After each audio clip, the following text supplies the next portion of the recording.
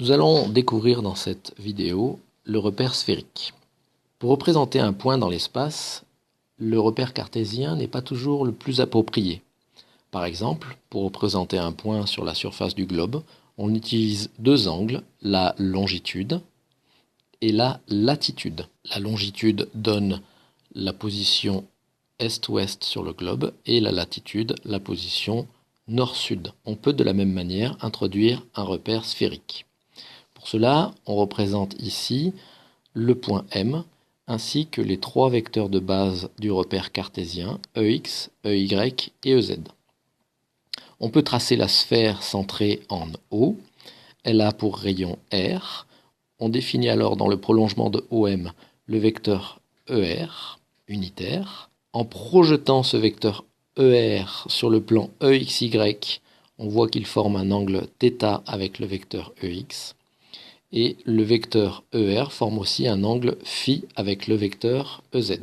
Dans ce repère, le vecteur OM s'écrit tout simplement OM égale R, ER.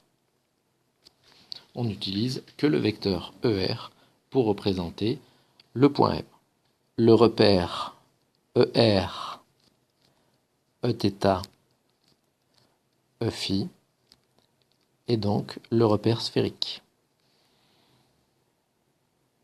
On rappelle la définition des angles θ et φ. Θ est l'angle entre l'axe X et le projeté du vecteur ER dans le plan OXY, et φ est l'angle entre ER et EZ. Attention, comme le repère cylindrique, le repère sphérique est un repère dit embarqué. C'est-à-dire que les vecteurs de base de notre repère ER, Eθ et Eφ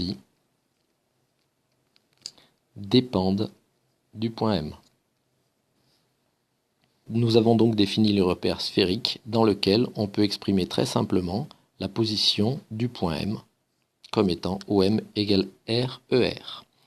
Voilà, cette vidéo est terminée.